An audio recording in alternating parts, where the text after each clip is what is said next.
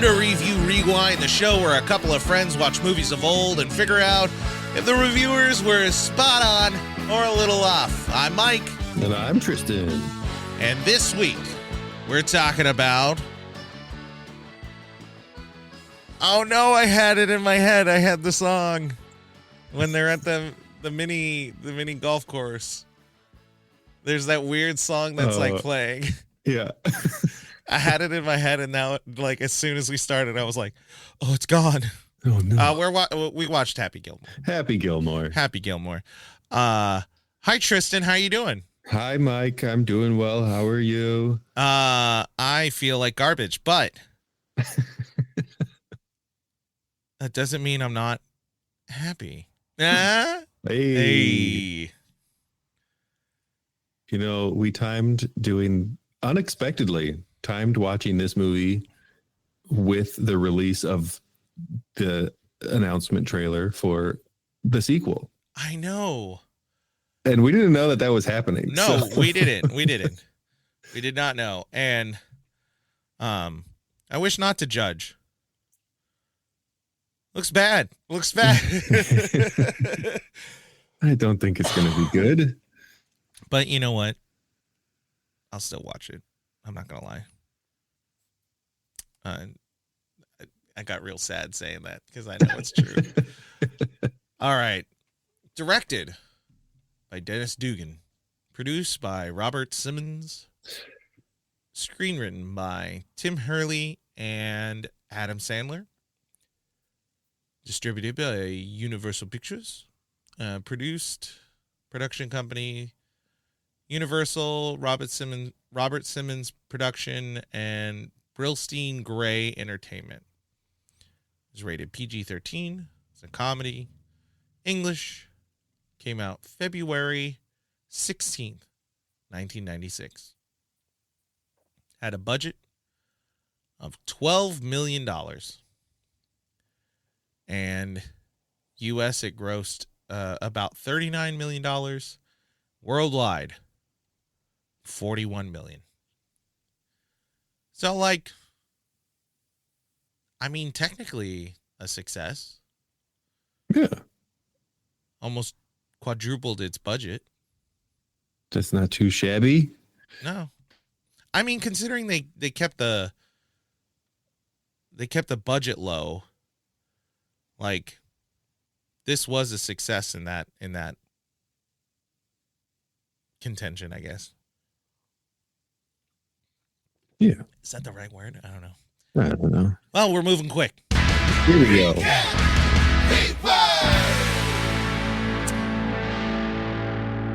And now we transition into the segment we like to call Recap Rewind. This is where we like to give you a recap of the movie. And to start the year, 2025, I'm going to go ahead and start it off. And I'm going to be 100% honest. It's not funny. My recap is not funny. But I think starting off strong. I think it tells a story. So here we go. Buckle in. Get your 9-iron. Get ready to get on the green. I don't know anything about that. In this quintessential 90s comedy, we follow the young Happy Gilmore, played by Adam Sandler, as he struggles to find himself. A man who has no direction but a deep love for the sport of hockey. He tries and tries and tries again to get on a hockey team, but he seems to fail. Not only does he fail at hockey, he seems to fail at just about everything.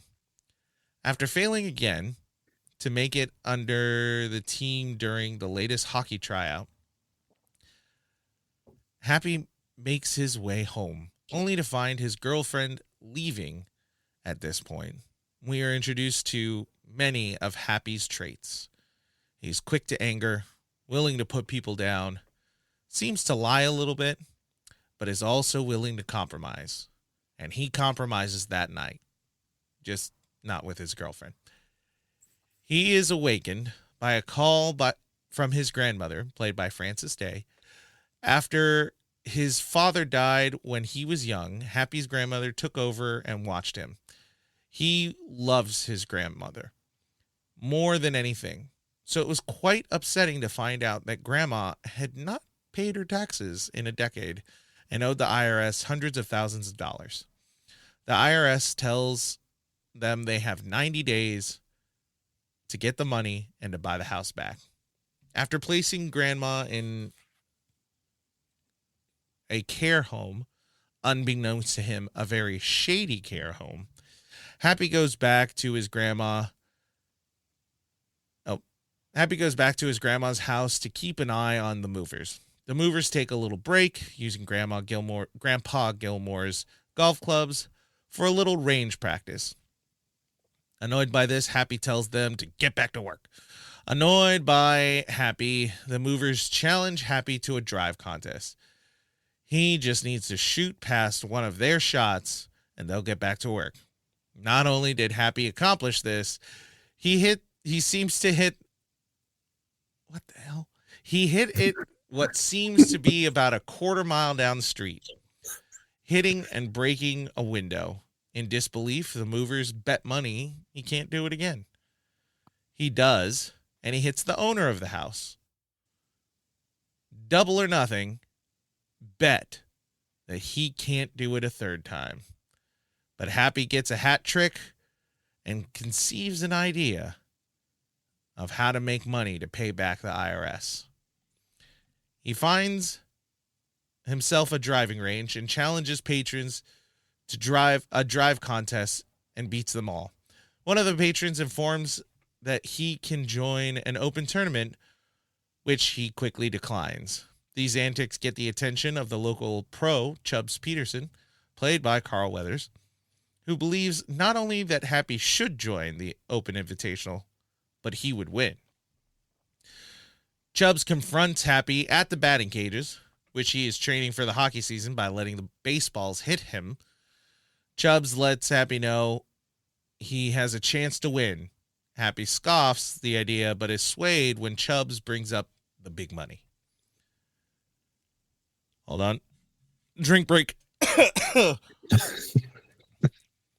Happy enters the Invitational and tries his luck at golf.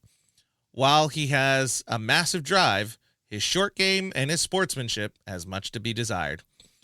At the introduction of the tournament, we're introduced to some important characters. 1, Shooter McGavin, played by Christopher McDonald. Shooter is the head pro on the tour, the favorite to win, and he's also a world-class asshole. We also meet Virginia Venett, played by Julie Bowen, the tour's PR person. While spouting expletives, yelling at the golf ball, and getting into fights, Happy somehow wins. Not only does he win the Invitational, but he has cemented a spot in the Pro Tour. Pro Tour meaning, I don't know anything about golf, so I don't actually fully understand most of what was happening in that. Chubbs congratulates Happy and believes it to be best for him to continue his training. Happy knows he's short on time and money, and this tour should be able to earn him something. Before the tour begins, Happy goes to a tour get-together and meets past winners and Shooter. Shooter plays a prank on Happy and sends him to the 9th hole at 9 p.m. in a suit, which leaves Happy only meeting the 9 p.m. sprinklers. On his way back to the club to search for Shooter, Happy runs into Virginia, who convinces him not to beat up Shooter within an inch of his life. The tour begins. Happy must provide his own caddy, which he hires an unhoused man who washed his windshield, which I don't have it. I think it's Alex Cobert who played that guy. At the first tee-off, Happy meets Potter, played by the perfect Kevin Nealon, who will play alongside him. After Happy misses his first swing, he goes into a bleeped-out tirade, losing some of the crowd, only to win them back after shooting a giant drive. These antics continue throughout the match until the last hole, where he misses and blames the advice of Potter and proceeds to hit him and continues getting thoroughly bleeped on TV. Doug Thompson, played by Doug Dugan, the tour director, sees this and immediately calls for Happy's banning from the tour. But Virginia convinces Doug to wait, and she would help get Happy in order. Virginia lets Happy know the gravity of everything, and he has to clean up his game. Everything is going well, especially in the montage form. So well that Shooter threatens Happy. This isn't a problem until a Pro-Am game where Happy is partnered with the late, great Bob Barker, played by Bob Barker. Sorry. Well, that's really not the problem. The problem is that Shooter hired a heckler to heckle Happy, and the heckle he did. This man relentlessly and unrealistically heckled Happy to the point that Happy couldn't play. And Bob's patience was actually pretty strong. It wasn't until they were dead last that Barker finally spoke up and let Happy have it. And Happy started a fight with Bob Barker. The price is right, guy. Happy Gilmore fought Bob Barker and lost. A meeting with Doug, Happy, Virginia, and Shooter. Why the hell is he there? Anyway, the outcome is that Happy is suspended. This displeases everyone because Happy needs to make money and Shooter wants Happy off the tour. Distraught, Happy and Virginia find relief in the only thing that Happy loves almost as much as Grandma, Subway sandwiches. And a side note, those sandwiches looked really good. Subway has really gone down the drain. Oh my gosh. Virginia gets an idea and is able to get an endorsement deal with Subway for Happy, and he has enough money to buy the house within the 90 days. Happy and Virginia and Grandma go to the house to pay for it to find out that it's getting auctioned. While they hoped that they could get the house, someone offered over $75,000 more than Happy, and it was Shooter McGavin. Shooter then offers a quid pro quo, which you should all know now if you've paid any attention to politics in the last 10 years. Somehow I feel like that's still like a like over people's head. Quit the tour, and he gets the house. Happy immediately agrees, but Virginia pulls him aside. She asks if Grandma wants... She asks if what Grandma wants is the house or Happy to succeed. And Happy gets an idea and wagers that if Shooter wins, Happy will quit. But if Happy wins, Shooter gets the house. Shooter agrees, and they quickly eats his words, just like the pieces of shit he had for breakfast.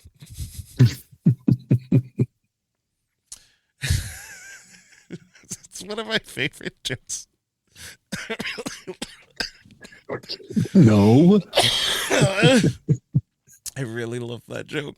Anyway, Happy asks Virginia to take care of Grandma while he learns to play golf. Happy goes to Chubbs, who agrees to teach him. Chubbs takes him to a mini golf course that is designed by the devil himself. Happy struggles until Chubbs tells him to picture his happy place, which in Happy's mind is whatever you would expect from a young idiot. With the calming thought, he is able to make the putt. Happy and Chubbs go back to Happy's apartment, which... How is this man with no job able to afford a loft apartment? I digress. Where Chubbs presents him with a custom putter made from the putter that he himself used to win. Happy also presents a gift, the head of the gator that took Chubbs' hand. Oh, did I not mention this? Chubbs has a wooden hand from an alligator who ate it. Mm-hmm. It's a reference to Predator. Chubbs, terrified by the gator, falls out of the window and dies. Happy now aiming to beat Shooter not just to win the house, but to honor Chubbs. For the first 2 days, Shooter and Happy are neck and neck, even ending on the second day with Happy in the lead. Shooter, getting desperate, calls the heckler, who misunderstands Shooter's requests and runs Happy over. Happy, injured, continues to play and lose his lead. Feeling hopeless, Grandma reminds him that she just wants Happy to be that. Happy.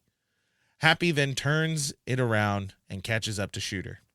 After Shooter makes his final putt, Happy has to make one more shot to win. But a tower falls in front of his ball, and Happy must still make the shot. He can do it in 2 shots to tie or 1 shot to win. He chooses the impossible shot and asks Chubbs for help.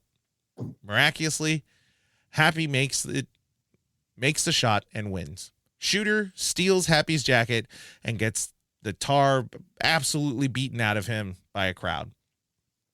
A happily ever after, if I'd ever seen one.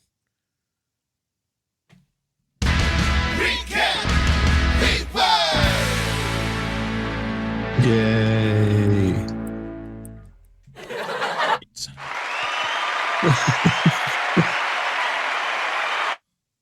Anyway. So what'd you think? Hello. I think that this movie, I enjoyed this one. I think it's better than Billy Madison, which is the previous one that we watched. It has a lot of, I think we mentioned this when we watched that one, is that there are some tropes that Adam Sandler movies like to reuse. Yeah. And I think this one did it better. So I feel like a lot of the complaints that I had for Billy Madison, they mostly did them better in this one. And it was like, oh, yeah, okay, I can get behind this. This is the one that I'm probably more familiar with of his earlier stuff. Yeah. Like I've seen it a handful of times, not a ton, but it's the one that I've seen the most. So for the most part, I would say I enjoyed it. How about yourself? Agreed. For the most part, I really like it. 1996. And maybe I'm wrong, but I feel as though this was the skeleton of what like a quintessential comedy was in the late 90s. Mm-hmm. So you have like an immature male main character. The joke pacing, even how it's filmed a little bit. Mm-hmm. I know underdog stories aren't new to the late 90s or anything, but I almost like there is a foothold in the zeitgeist in the late 90s for underdog, late 90s and early 2000s. Yeah. Like I see this as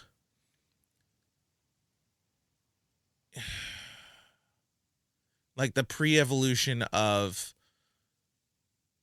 like Will Ferrell movies, like Old School and the like. The humor was really good. Mm-hmm. Like some of the jokes were genuinely very, very funny. Mm-hmm. Pretty well written as a movie. There are definitely plot holes in it, but I I think because it's a comedy and it's dumb and it's silly, you kind of wave handium those plot holes away. Yeah. But it's really fun. I really like Doug Dugan's vision for how things are filmed, which that's the cinematography too, but I think that's also the director. I liked how everything looked. And considering that they filmed this pretty much in one place, but they made it look like different places. Yeah. It's pretty good. Yeah. Yeah, I liked it. I liked it overall. Yeah. Okay. One thing that I was reminded of watching this one is, and it really has nothing to do specifically with this movie, but just Adam Sandler movies in general. How come there's a large collection of his movies where the female protagonist or the female lead is a V named? It's a VV That's name. that's gotta be a joke within him and what's his name? Tim. Tim. Because they went to college together. Hmm. A lot of his stand-up acts when he was starting out, they joint wrote, co-wrote, as they say in the business. Yeah. So maybe that, I don't know. Oh, It could be a reference. I feel like I've heard somebody talk about this before. Is it a reference to Vicky Vale from Batman? Because they're all blonde. They're all the V, like Virginia Vinet in the last one. I can't remember what her name was, but it was a VV as well. And in Little Nicky, and there's at least one more. But yeah, it's a thing that he keeps doing. Okay. And that might have been his earlier stuff. So Veronica Vaughn, Virginia Vinet.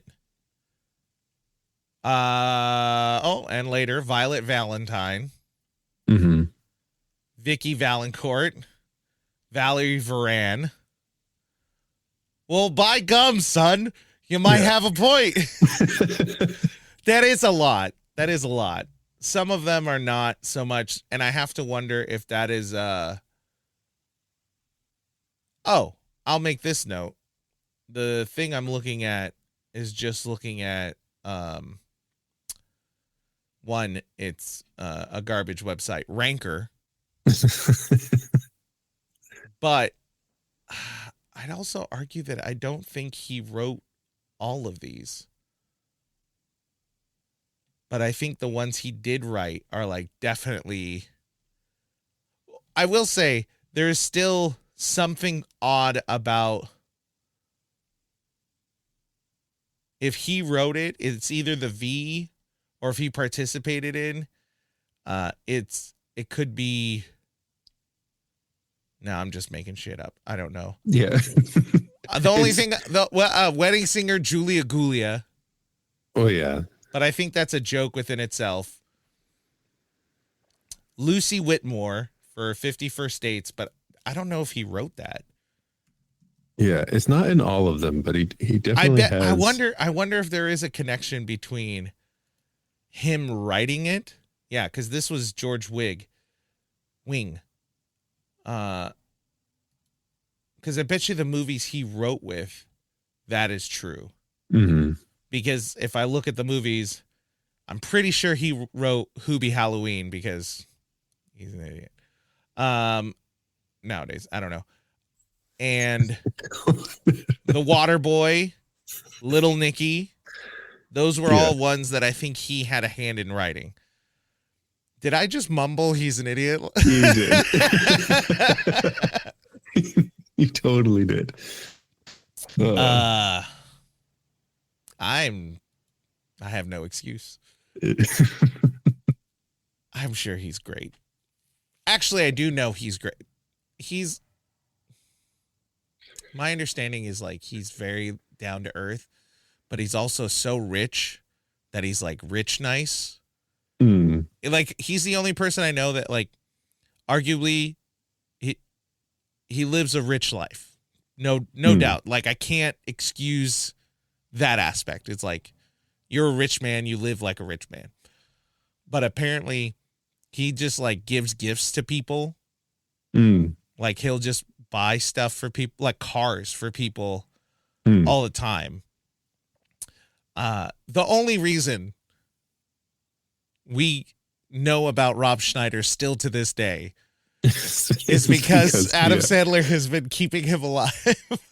Pretty much. All righty. What were some of the things you liked about the movie?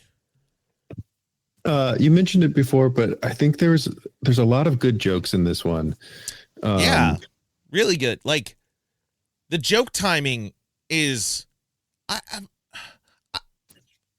so I'll say it like this. With Adam Sandler, there's an aspect where you're like, and maybe it's because we've been so saturated with his newer movies of like particular jokes, whatever it might be, or even the improv idea, the aspect of improv, whatever it might be. A lot of these jokes are timing and clearly had to be written to express themselves. And they're really funny. You give your examples now since I interrupted you. You're good. You're good. I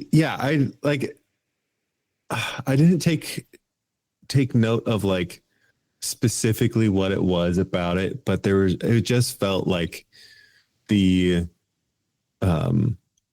the pacing, the ridiculousness of them. It didn't feel like we just kept getting hit in the face with like this over the top doesn't make sense humor. It was like you'd get the ridiculous thing, but then it would also be partnered with a little bit more grounded joke, I guess. So like the Ben Stiller's character who's just like, oh yeah, I'll take care of her for free or for nothing or whatever, and then immediately turns around. The dollar joke. Yeah, that is the subtle one of, oh yeah, he's poor and kind of an idiot. Yeah, but he's trying to be kind. Like he is trying to be nice ultimately. And then the next joke is the ridiculousness of this Ben Stiller con man. Yeah. Nurse guy. And I love that you don't notice that he's just, if you're not paying attention, you just see him like giving him a tip to be like, hey, take care of my grandma. But it's a $1. Right. Exactly. Like this is nothing really, kind of thing. I liked that his character had motives that made sense in this one. And on that note, he was actually charming. Yeah. Like he wasn't forcibly charming. Like Billy Madison, Vanessa, Veronica, whatever the hell her name was, just liked him for whatever reason. He did nice thing. No reason. Yeah. In this one, from the moment that he actually appears nice to Virginia. He seems witty. He seems funny. He's kind of odd, but as you get to know him more, you're like, oh, he has layers. He's nice. Like that's cool. Like there is an actual charm to him, not just like Adam Sandler isms. Yeah, like them going to the ice skating rink and him being like, yeah, friends can listen to Endless Love in the Dark. Like it's a very smooth move. And can I just say, since you brought that scene up, the guy lip syncing it, I was just thinking about it, yeah, is somehow one of the most beautiful shots in cinema history. It's too good. It's really so good.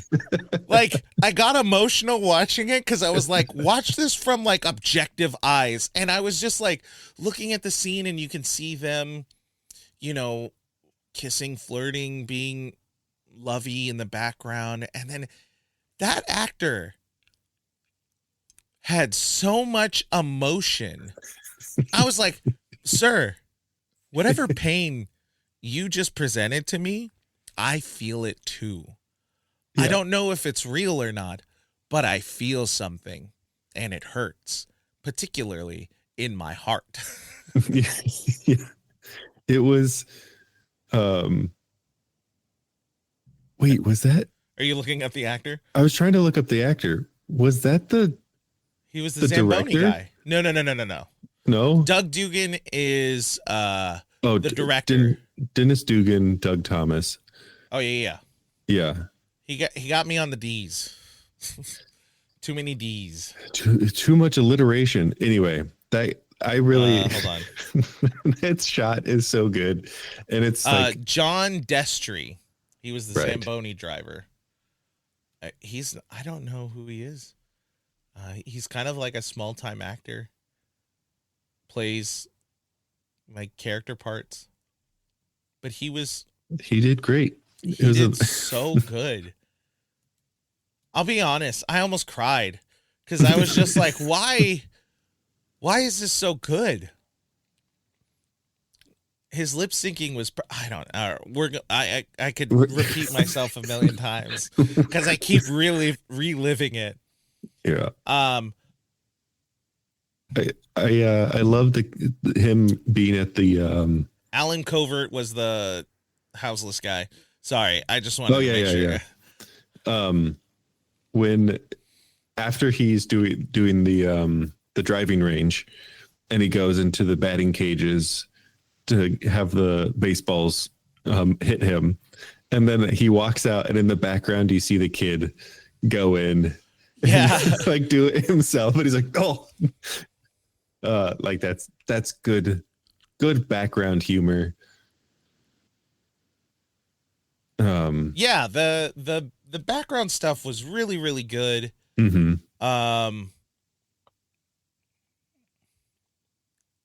And got to give it to the performance of a lot of the actors. Mm-hmm. All the people who had lines were fantastic at what they were doing. Mm-hmm. Carl Weathers, perfect. He was great. Robert Smigel as the IRS agent. Now you're really going to hate me. You hate me, don't you? No, I don't hate you. Crashes through a window. He hates me. He hates me. Bob Barker.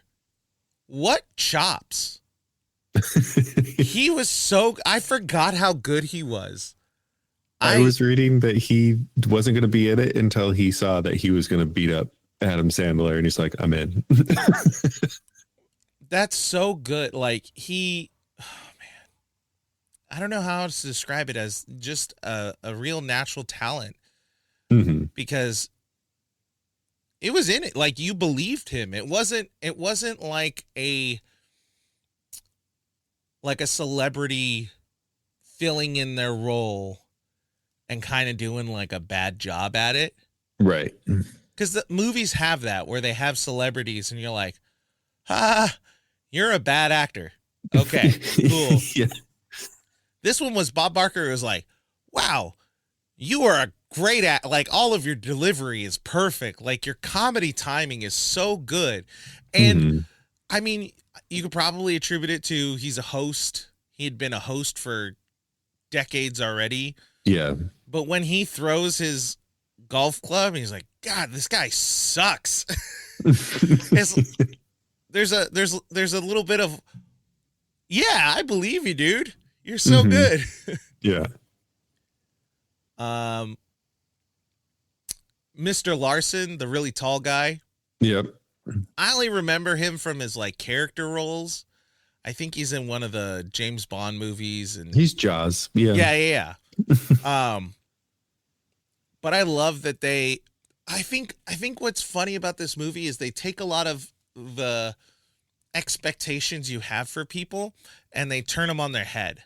Mm-hmm. So you have this really big guy who works construction. Like, he works construction. Yeah. But he's this knowledgeable, read, articulate, almost like a poet as he speaks. And I love that he, forgives Happy for the nail. Yeah. Well, he beat the crap out of him, so I guess, there's that. But he's just, every line he says is just, it's almost like, it's not a soliloquy, but it's almost like it has like a Shakespearean ode to it. It's very smooth, very articulate in its delivery, and it's just very funny juxtaposed. Just that idea of when Shooter's like, oh yeah, Well, oh my God. Yeah. Well, and then I have to say it, Christopher McDonald. What a perfect bad guy. Yeah. Just, This might be the best role I've seen him in. He's I not in just a don't lot know. of things, but Well, I think he's kind of a character actor, but I think this role just really allowed him to encapsulate those things that maybe like are assumptions for people. Because he plays like character actors, like that's kind of his career. mm-hmm. But he just nailed it. I Yeah. don't know how else to say it other than he nailed it. He has a lot of roles as like people's dads and different things like that. But I don't know, maybe before this movie, I don't know if I would have seen him and thought like, oh, that guy looks like a jerk. Mm-hmm. But he embodies it so well throughout the whole thing. Yeah. When you're first introduced to him to the ending, you're like, this guy's a real piece of crap. Yeah. And I guess you kind of have to have that kind of character in a movie. I think this was a note we had for Billy Madison, where it was like the bad guy didn't make any sense. Yeah. And then Billy was so shitty that we were almost like, who is the bad guy in this? Yeah. Yeah. But this one was so clear. Shooter is the villain. Mm-hmm. Hands down, this guy is a horrible man. And we know why he's the villain. We understand him. Yeah. He immediately is a misogynist, a classist. Like he immediately looks down on everyone. Mm-hmm. He like assumes he's better than everyone, even though there is that like tension within the pros in that party where it's like, well, he doesn't have a jacket yet. So it's like he knows he's trying to achieve something that he hasn't achieved yet, but he acts as though he's achieved it. Mm-hmm. You know, when he won the first match and they're interviewing him and he's like, they're like, oh, did you see Happy's this or that? He's like, oh, no, I didn't get to see it. I was too busy winning. Yeah. You know? Yeah. Trying to be like, hey, let's talk about me here. Right. Yeah. No, he did a really great job. I was just kind of looking through his stuff and trying to think of like, this may have been one of his most like prominent roles.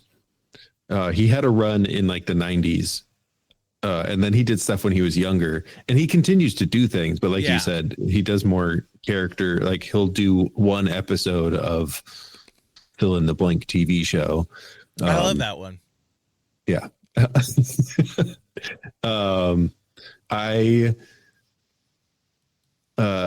My mom has met him and didn't know that she met him. She was at a wedding. Where I grew up, I went to school with some of his kids. Oh, that's right. Yeah. So, we had there was family circle of friends and stuff. There was like some crossover. So my parents were at a wedding and they're standing in line for like the food. And my mom just starts a conversation with the person behind her. And she's like, you look familiar. You might just have one of those faces. And he just chuckles and he's like, yep, I do. And they just kind of move on. And then she goes and sits down, and then somebody else comes over and they're like, hey, that's Christopher McDonald. And she's like, oh, Tristan's going to be so mad at me. And were you? I laughed. I wasn't upset at her. I can't blame her. Yeah, that's okay.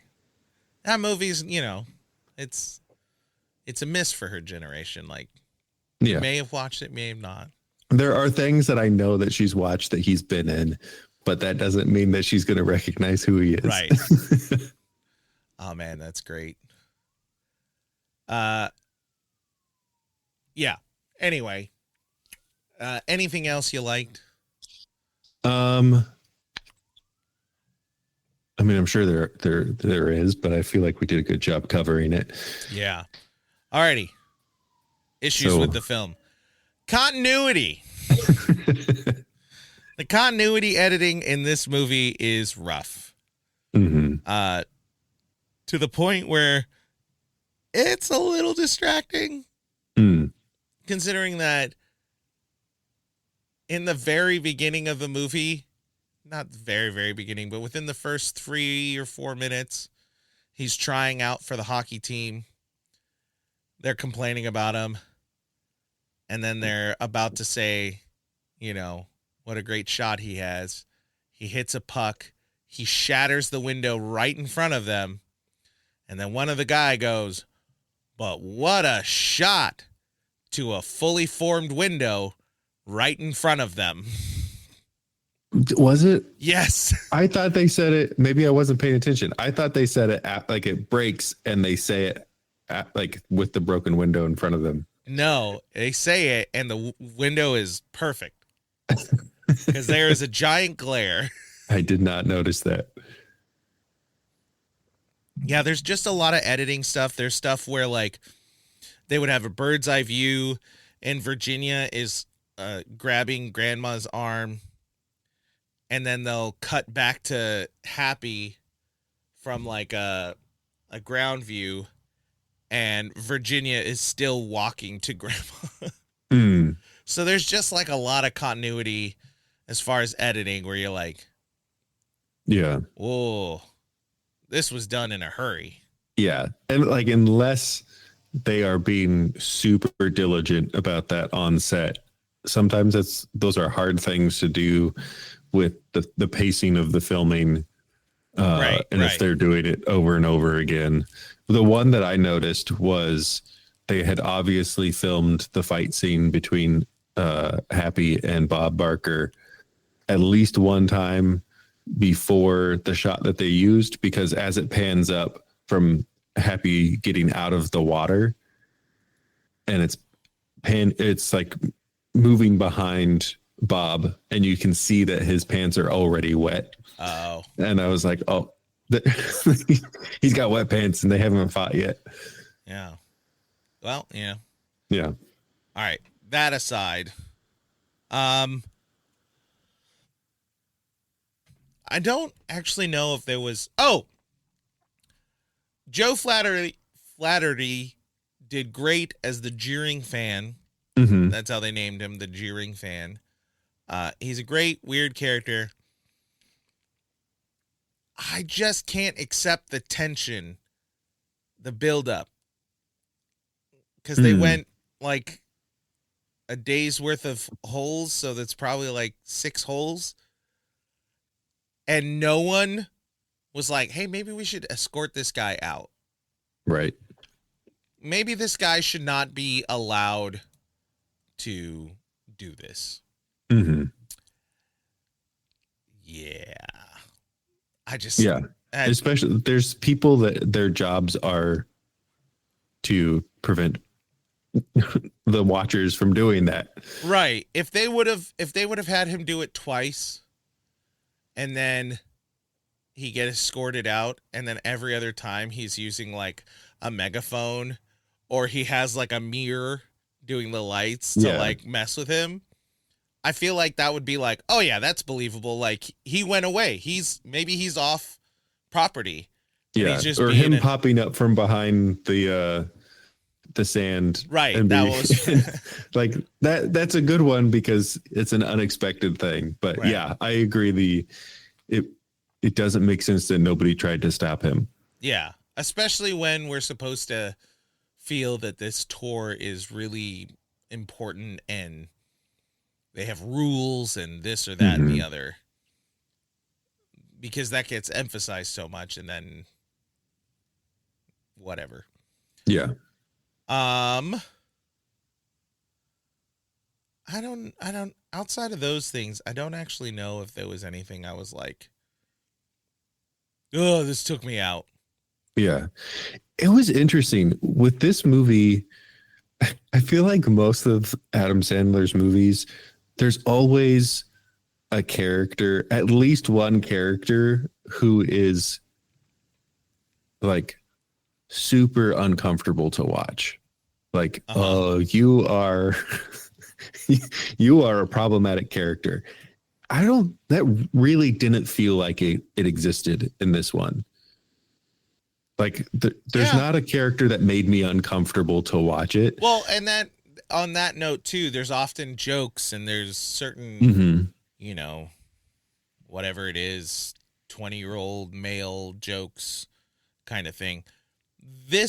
When this had anything like that, it served a purpose, you know, which we've talked about in that, like, we don't want a joke or a tool of, like, you don't want to see someone be misogynistic and then no one correct it kind of thing. This had moments where you had jokes of misogyny, whatever it is, but it was always kind of like corrected or at least frowned upon.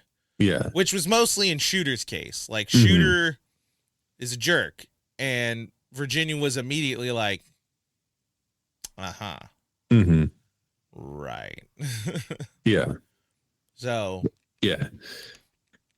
This didn't really have that at all, as far as I could tell. Maybe I missed it, but which I feel like is one of the elements. I know we're talking about this in the section of what we didn't like, but it's actually something that I did like. I think it's one of the things that makes this movie like kind of like you can still watch it. Yeah. Oh, like yeah. Golf is still golf. Golf is still golf. But even like, so when Happy has his Happy Vision, Virginia is seen in some type of, I assume it's lingerie. Yeah. But then you have to stop and you go, he genuinely likes her. If this is his happy place, he's, you know, like, I get, there's a little bit of that. I get it. The little person, I'm confused by it. I'm not entirely sure. That may have been the only one, because like, the joke is that he's a little person, but also I don't know why it's a joke. So that's where I'm more confused. I guess that is the one thing that is like, like, we could do this okay? We could do without it, but also, could you explain it to me? Yeah. Like, why does your happy, like, are you friends with this person? Do you fantasize about a small cow? Like, I don't understand it. That's more so, if it's a problem, it's a problem. But I don't know if you're making fun of the person, the idea of the person. I don't know what the joke's just a tiny cowboy. Even more confusing, honestly. So that's the only thing I could do with that. There is that. We should acknowledge the tiny cowboy in the room. Yeah. Oh. Is that problematic? Oh no. Yeah, I'm trying to think of all the things that could be problematic and then how I'm going to justify them. Yeah, I don't know. Like, Ben Stiller's character is awful, but he's also awful for a purpose. It serves a purpose. It's funny. He's very funny. Yeah. He's very uncomfortable, but he's very funny, because you're like, this guy's a bad dude. Yeah, no, I don't really have anything. No. I think we can. I think we actually. Wow, we did it, guys. Wrap it up. Wrap it up. Wrap it up. Is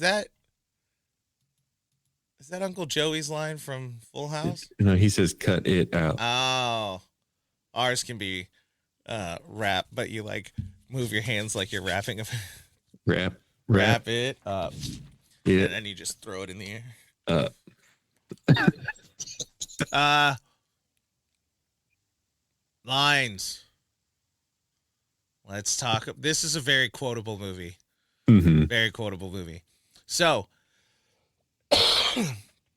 according to Tim Herlihy, him and Adam can't actually remember like who wrote which joke, but he distinctly remembers and is very proud of. I eat pieces of shit like you for breakfast. You eat pieces of shit for breakfast? No. He's very proud of that line. Mm-hmm. And I'm very proud of him too. Yeah.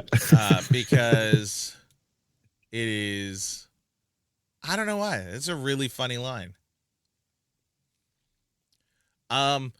Anytime Happy's like yelling at the golf ball, it's pretty good. There's a couple of moments that I feel like he delivered a line and the response that the whoever the receiving actor was them trying so hard not to break. I would assume so. Like when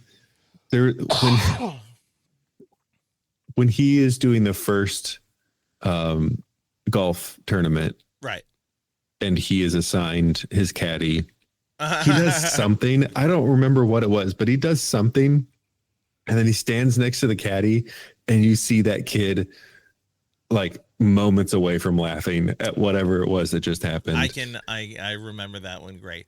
So he doesn't know that he's supposed to have a caddy and that they assigned the caddy, so they clarified that, and he's like, I'll hold my clubs, it's okay. And the caddy's like, what should I do?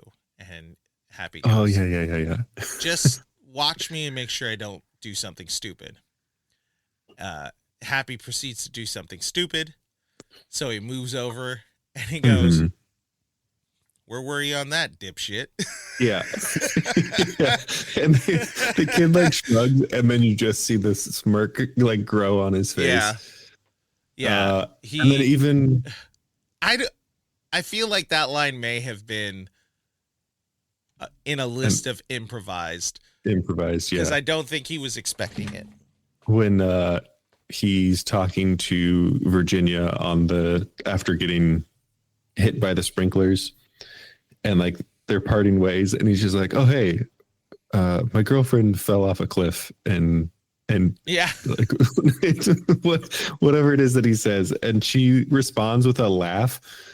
I think that was her laughing, but trying to keep her line. That was good.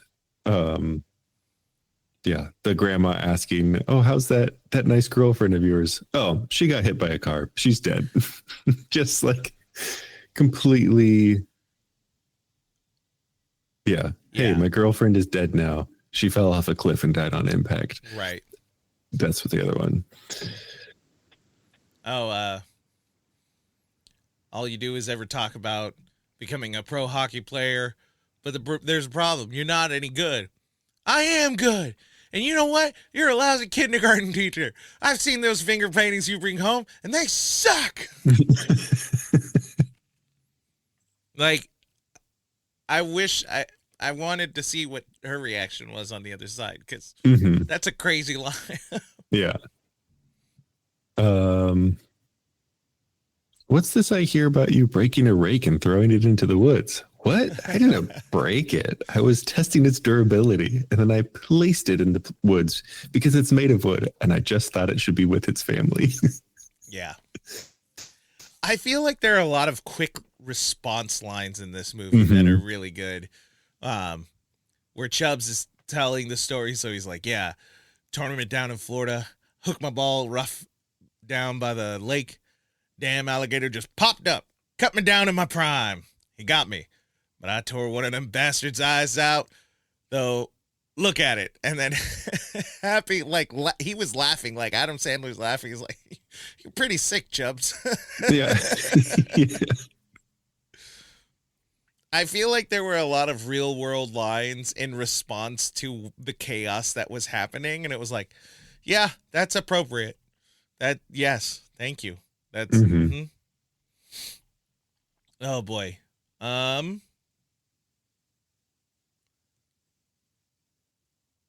Yeah, right. And Grizzly Adams had a beard. Grizzly Adams did have a a beard. um when he asks, apparently I've missed it, the caddy's name is Otto, the caddy he hires. So Happy goes, "This is a biggie. Time's ticking. I got to make some money. What do you think? Slightly downhill?" Otto, "And slanting left." Happy, "No, it just seems that way because you only have one shoe." Yeah. Adam Sandler delivers that line looking straight ahead, never making contact with Otto. Mhm. That makes it so much funnier. I don't know why. Oh, you know what Mr. Mister, you gotta help me. You know that Mr. Mister guy- lady? I think I killed her. You know what else would draw a crowd? A golfer with an arm growing out of his ass. Yes. This movie is great. Yeah. The Mr. Oh, what was it? Is it a deleted scene, or does he go back and beat up Ben Stiller's character? I think it's a deleted I scene. think that's a deleted scene or a blooper or something. Yeah. Anytime Shooter has disdain for the new younger audience, I find very humorous. Where he's like, damn you people, go back to your shanties. It's just like, shanties? Where does this guy live? All right, let's see. Let's wrap this up. Oh, when Shooter first drives up in his limo and passes Happy, and Happy's like, "Whoa, must be Burt Reynolds or something." Or when Happy's doing his bowl dance on the golf club, and everybody is like, "What is he doing?" And then Gary Potter's just like doing the bowl dance. Oh no, feeling the flow. I love it. There's two aspects of it. He starts doing it. It cuts back to Chubbs, and he's like, "You're looking like a damn fool. You're doing a bowl." And then it cuts to Potter, and he's like, doing the bull dance. Yeah. Feeling the flow. Doing it. Yeah. Oh, man. All right. Should we read these reviews? I guess.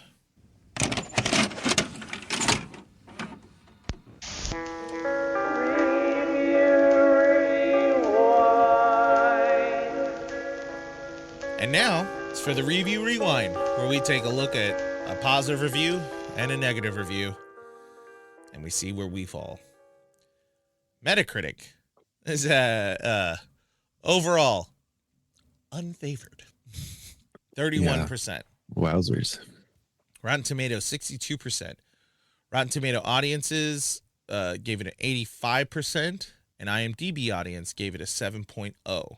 So clearly a big dispute between critics and audiences. Mm-hmm. So why don't you go ahead and read the first one, which was the highest review I could find. I mean, it makes sense because this is not a movie made for the critics. That's for sure. Not in the slightest. Empire gave it a 60. The real surprise is that it's a lot of fun, with Sandler becoming more personable as the film progresses, and a couple of truly side-splitting scenes. I mean, It's true. Yeah. It's an accurate clip from this review. Yeah. Variety gave it a 10. Added together. I feel like I got to read it in the meanest voice. I don't even know how to make a mean. What's a mean voice? Be mean. Yeah. Added together. There are about 3 minutes of funny material in Happy Gilmore, and pretty much all of them are in the trailer. leaving sometimes painfully unfunny 90 minutes with which to contend. Boo. I don't know. I feel like critics, you either have to have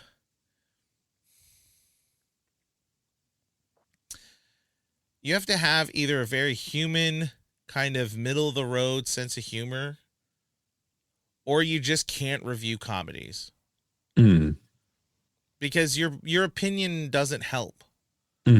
Like you have officially failed at your job. Because the idea of being a critic towards a comedy, I want to read a review. I want to see a critic talk about it and go, from a comedy perspective, these are its ups, these are its downs. Right. But if you're like an elitist douchebag who goes to movies to smell the farts of directors, and then you watch this movie, I bring a can. I have jars. The best part of waking up, director's farts on jars. Sorry, I had a weird moment there. No, it's all I had good. a stroke. Anyway, the idea of that, I don't get it. Critics in general, I don't get. I don't get critics. I do understand the purpose of reviewing a film, which I feel like reviewing a film and being a critic are two different things. Movies are opinions. Like, are there bad movies? Probably. Are there movies that everyone hates? No. Are there movies that everyone loves? No. So, like, for someone to come into this and by one standard go, it doesn't hit these ticks, and it's like, okay, well, what were your boxes? Was it directed by Scorsese? It's like, well, yeah, duh, it's not going to tick the box. Yeah. You know, did it have some reference to New York life? No. So, oh God, it doesn't tick the box again. Yeah. Is there some elitism? Yes. Oh, we ticked one box. Because these things that we're reading, for the most part, are just like a sentence or two from a larger review. Right. So we aren't getting the full scope of these thoughts, but sometimes these thoughts don't feel like a critical review, Right. which is what these people are supposed to be doing. Saying that there's only 3 minutes of funny and 90 minutes of unfunny in this movie is like, that doesn't feel like a critical review of it. Yeah. If they said, and I feel like they need to, I feel like it should always be from a subjective perspective of a movie rather than an objective. I feel like many, even audience reviewers, will review it as objective, but it's from that person's perspective. If this Variety said, hey, this one wasn't for me, I didn't enjoy the humor, that's a great way to say it. Right. But saying like, this movie's not funny at all is like, okay, from your perspective, it's not funny. That one feels like it's trying to sound like smart and objective, but it's just coming off as pious.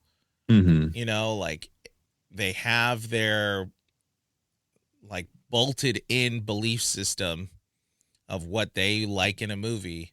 And if it doesn't reach that, then they're like, well, I have to do everything I can to make everyone who enjoys this movie feel like an idiot. Yeah. But then like you have contrasted with Empire, who still gave it a 60. Which, learning from some movie people, 60 isn't necessarily bad. No, it's not bad. But like compared to giving it an 80 or a 90. I get you. Like this is get you one way. All right, sorry. This is a middle of the road kind of review. Yeah. And they're still saying, hey, there's a lot of fun in this. It's got a lot of personality. Like it's got these things, but they're not singing its praises. They're just saying like, hey, it's a decent film. Right. Yeah. So I get it. It's good. I enjoyed it. I think it it really, I'm not giving my grade per se, but I think it did its job. mm-hmm. It absolutely did its job. Yeah. So 2025, starting with some fresh takes, I'll go ahead and give my grade. Ooh. And I think it's a C+. Ooh. Because I do think it's still really funny. Mm-hmm. It's still a movie that, like, I don't actually remember the last time I watched it. And I thought going into it, I was really going to have that perspective of, I've seen this movie a million times. This used to be my daily movie, which, for those of you who don't know from my broken brain, when I was a kid, I would find a movie and I would watch it every day. Mm-hmm. This was one of them. And so I've seen this movie a lot, probably like 80 times. I was still kind of taken aback from it. Like I was still laughing at some of the jokes. It still surprised me. Mm-hmm. And I think it deserves credit for doing that. Mm-hmm. Because I think those are really strong. Those are things you definitely want to find in a movie. And it was there. But it's got a lot of problems. It's not a perfect movie in the slightest. A perfect movie. No. But I'm not mad about it. You know what I mean? Yeah. No, I agree. I was thinking a C for me, but like C plus. Like it's a good movie. It's definitely like I think it's an enjoyable movie. Yeah, that's what it is. It's enjoyable. If you want to see a cinematic masterpiece, this is not what you're going to go watch. But if you want to watch an enjoyable Adam Sandler movie, yeah, this is a good one. Well, and yeah, I think that's kind of where we really have to stamp it and say, hey, if you want a dumb comedy about a young 20-something who's just trying to kind of find himself and really discovers a love for a sport that he never in his wildest dreams would have expected he would have enjoyed, this is the movie. Mm-hmm. Like, it has all the sports aspects. It has all the Adam Sandler aspects.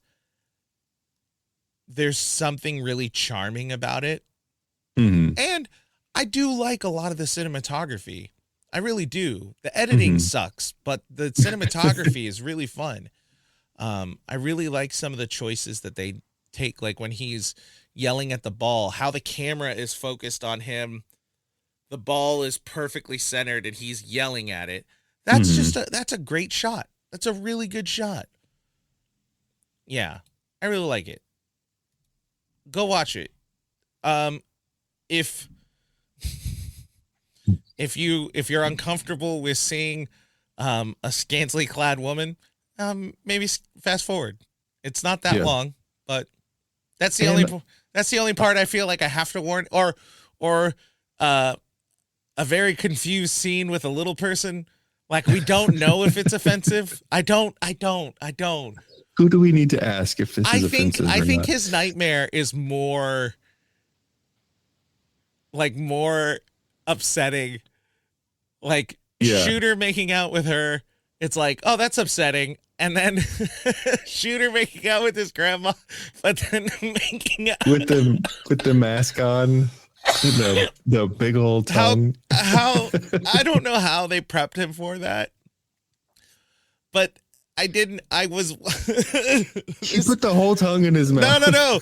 That's the thing. It looked like he was about to, but then they cut it when he was about like an inch or two in, and I was like, now I gotta see the rest. Does he gag? Yeah. Like, does he make it? That's impressive. That his nightmare was very upsetting. Mm-hmm. I was just like, I would be upset too if I was thinking that. Sir, I'm so sorry. Anyway, yeah, go check it out. It's fun. Welcome to 2025. This will come out on the 4th of January. So we're not too far into 2025 before we drop an episode. We have a lineup. We put some movies together. We got some summer movies. I have mixed in some special movies to kind of tie into some of the stuff that's happening, some movies that are coming out this year that will be fun to talk about. And then honestly, some of these picks, I don't know if I'm looking forward to them or not. I'll be honest. I don't know. But there are definitely some that I'm like, I've heard a million things about this movie, never seen it. Or, whatever it might be. So we do have a list, and with that being said, you can follow us on social media. We are going to be trying to do more social media stuff, but we both work and have families and all that, so they may be lame. I don't know.